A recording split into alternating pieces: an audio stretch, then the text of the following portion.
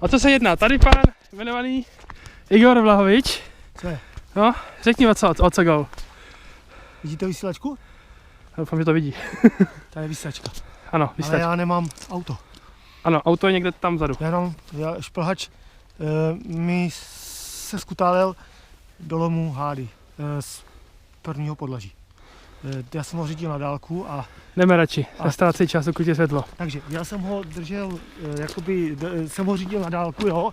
A prostě měl jsem dvě možnosti jízdy, jednu vlevo, jednu vpravo. No a tak jsem se rozhodl po tu pravo. A jedu takhle jako jo a najednou vidím tu červenou diodku na regulátoru, že mě to auto nechce do toho kopce jet, ne? No tak jsem tam začal couvat, pojíždět a neviděl jsem, že jsou už na hraně, že jo? Jako toho nejvyššího prvního patra. No a v té chvíli jsem couvnul a šplhač zmizel. Kolegové ale byli tam a viděli, že se skutálel dolů ze svahu, kamení a tak. A zachytl se asi 15 metrů pod náma v nějakých křácích, jo. Byl vidět regulátor, jak svítí, jako kolečka se koulela a jenže jako ho tam dostat, jo. Tak jsem s ním tak různě švenglal, až se skutálel zase o kus dál. To už jsme ho neviděli, jenom slyšeli. No, takže jsme teďka sjeli dolů pod lom. Musíme to celý obejít a jít do účka. A tam já zapnu vysílačku, on se chytne a budeme slyšet, kde chrchlá, jo. Nepadal, ale kotoulel se.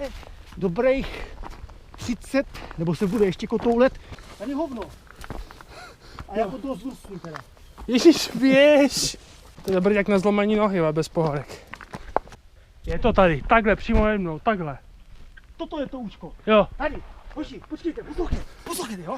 Hele, jo, ale pojď tady prosím tě se světlem a půjdeš sama. Pokud to Kde? Tady. Tak za tebou? Jo. Dobrý, tak půjdeme po ty. Vydrž, já si převážu boty tak, abych je měl napevno. Jo, počkej na nás. Jo.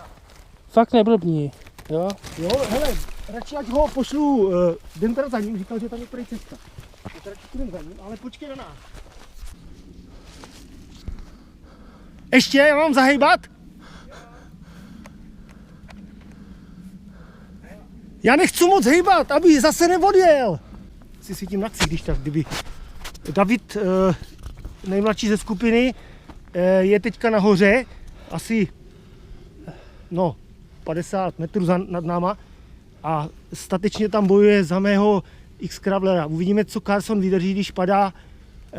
20 metrů to spadlo. 20 metrů se to, spadlo, kutálelo do šáší. Každopádně karosérie bude mít památku na dnešní večer. Já ho vidím. Dobře, David ho vidí. On je za houštím, skvělý, houští mu zmenšilo pád. Hele, nemám zavolat hasiče na vyproštění? Není potřeba. Nebo já donesu nůžky z domu, abych tě vystříhal. Tak jo, to bude lepší. Seru na to, nemáme čas. Ale dneska krásně svítí měsíc. Asi... Dobrý. Hlaš stav. Vypadá v pohodě. Ty Carson. Fakt? Jo. Tak ještě pojedem, dobrý. Carson asi přežil pád do lomu. Nechceš nám 8 hodit? Ne! Ne, nehaž ho, to byl for. Já jsem ale blbec. Takhle už nebudu pouštět auto v šeru. Fakt jsem viděl regulátor jenom chvilku a pak už nebyl. A co jsem ti říkal? No Michal mi to říkal, ale já se nedám poučit. Prostě opět. Ale naštěstí tohle nebyl dron, nikoho jsme nemohli zranit, on se jenom kutoul. Minimálně ta karoserie bude samozřejmě podřená, ale jestli opravdu vydržel šásko, aniž by třeba praskl šroubek, teda sloupek karoserie, tak si myslím, že je furt super.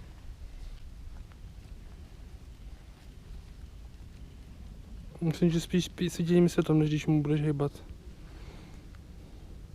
Jo. Hlavně opatrně. Mám protočit kola? Ne, to by se taky mohl leknout. To je fakt. Tyjo, tak No ale i za náma je to pěkný sešup. No právě. Možná jsem mají rád za to, že jsou tady ty stromy, nebo to šelestí, o který se jako zpomalil, jo? Nebo David by se o tom mohl zpomalit. Jo. Ne, radši ať leze opatrně v klidu. Samozřejmě toto je úplně v klidu pro mého maminku, jako vůbec se nemusí bát, jako, ale... To není David, to je Piotr. Tajné jméno Piotr, záchránce. Bundu? Ježíš, to tam taky nedal. Jo. To se mi stalo dneska taky poprvé. Jasně. Havaj. Havaj byla fakt dobrá. Komade, tady neprolezeš, musíš to Ale obejít. proleze, jako, Nebo ty myslíš, že tady proleze? já nevím, kudy on šel. On šel takhle do kolečka, ale on teďka chce jít asi přes tady ty šrámy. Hele, sponku jsem ztratil, ale tady jsou ty šrámy od těch kamenů a tak ty kráso. Víš, že tak ho prodržíš naopak. Jo, tady je A prostor. jedno, obraz o tom otočím. Tady prostor, tady prostor. To z toho bude vidět. Ale No dobrý, a teď nás čeká tady jako sestup tak asi dlouhý. takže jako jinak dobrý. Tak, tady máš vysílačku. Počkej, než možná by to stálo za to říct k tomu. Ano. Mám vozit do ruky? Vem si ho do ruky. Co si mám vzít do ruky? Vlastně já už to potřebuji svítit teďka. No nebo víš co? Já to budu ukazovat tak co teda? No toč. Takže prosím vás, tady je zachránce.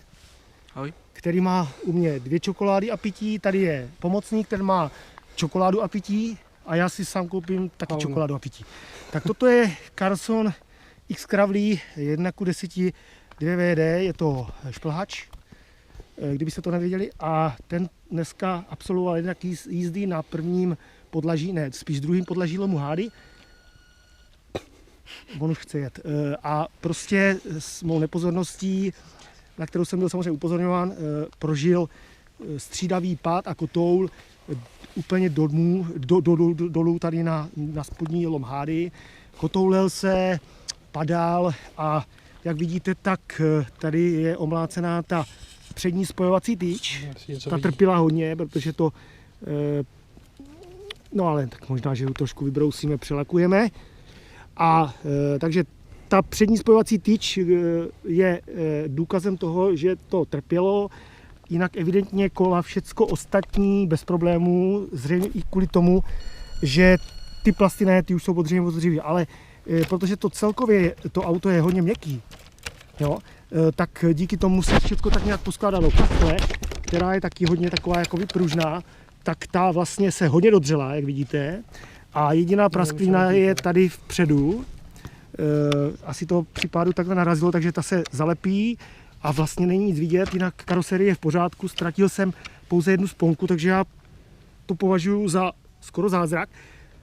A že ty plasty, jo, vlastně jsou festovní, vydržely, takže Carlson, byť stojí 5500 Kč, tak si říkám, že je to super stroj. No a teďka vlastně ukážeme, že skutečně to auto jede, že zatáčí a že mu jaksi nic nechybí. Takže vidíte, Carlson X Kravlí přežil pád zhruba do 60 metrového hlubokého lomu přes kamenný štěrk a také přes stromy a šáší, pozor strom. A tady vidíte plně funkční model po výletu. Takže já děkuji svým zachráncům. Carlson zase bude dělat expedice a neváhejte, kupte si tento model, protože vás zajisté nesklame. A pokud chcete prověřit jeho kvality, doporučuji navštívit lom Hády. Ale spíš tady ten spodek než hořek. Protože vrchní lom je nebezpečný. To je můj Carlsonek. Jak přede. Tak, to je on. Carlson. Dobrý.